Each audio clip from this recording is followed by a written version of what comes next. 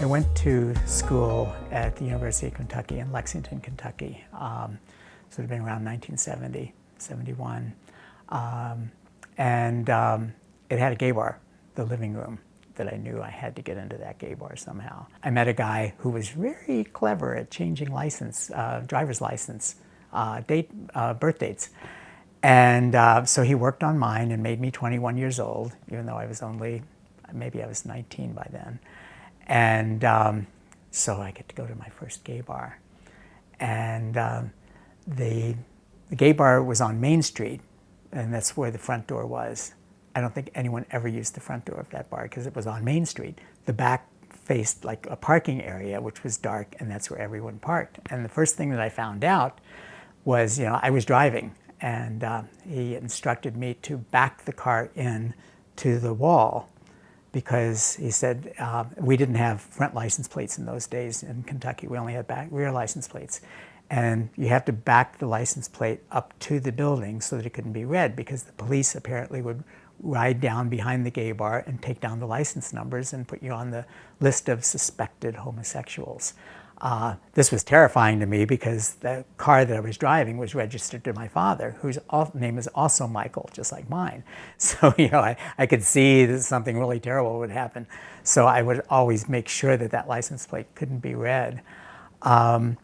So I go into the gay bar for my first time, and in those days, the gay bars were usually either like a Paris whorehouse motif, or an English hunt motif, or a cowboy bunkhouse, that sort of thing, on the main level. And then they always had a floor upstairs or downstairs, and whichever one it was where the dancing was, and the shows, if they happened to have drag shows. And so it was at the living room where I met my first drag queens.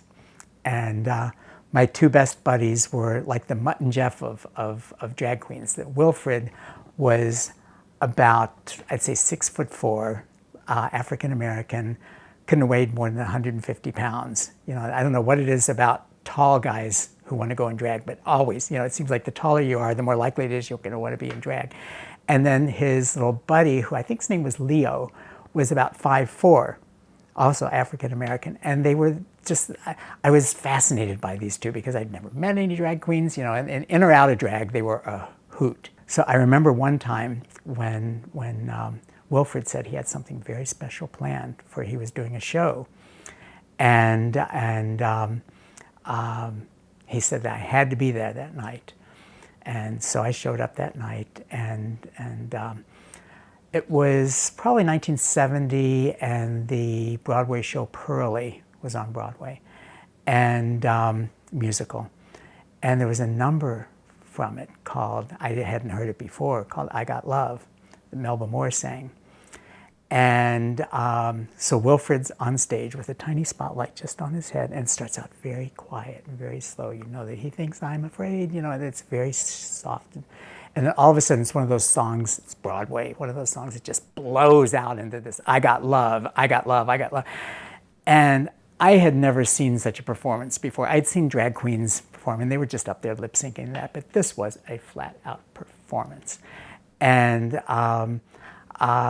it changed my idea of what drag performances could be. That he was very good.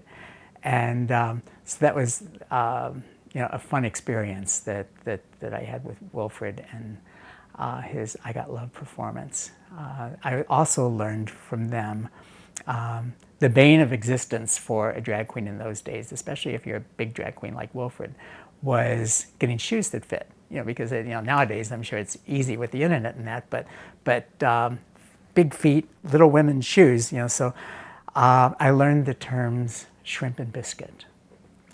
And shrimp was when your foot was too big and it curled over the ends of the shoes, and I mean it looked like shrimp. It was, and then with the sandal back, with the heel that hung over the back, and that was biscuit.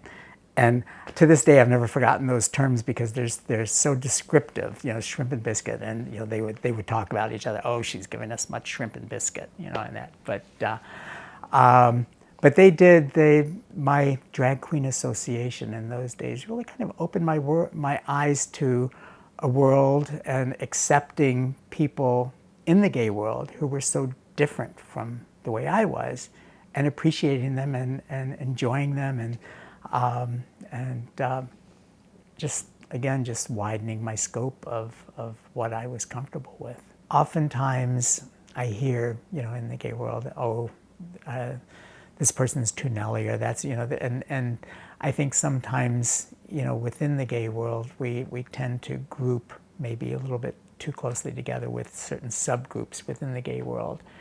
And I'm so happy that my horizons were expanded at a young age, and I came to realize that being gay is not monolithic. We're not all the same. The same-sex attraction may be the same, but within that, there's so many different types. Watch a gay pride parade, and you can see that. I mean, every type you can imagine. And so I think it's the important part of that story to me is just the level of acceptance of other gay people who aren't like me. And so I think that's probably the most important thing.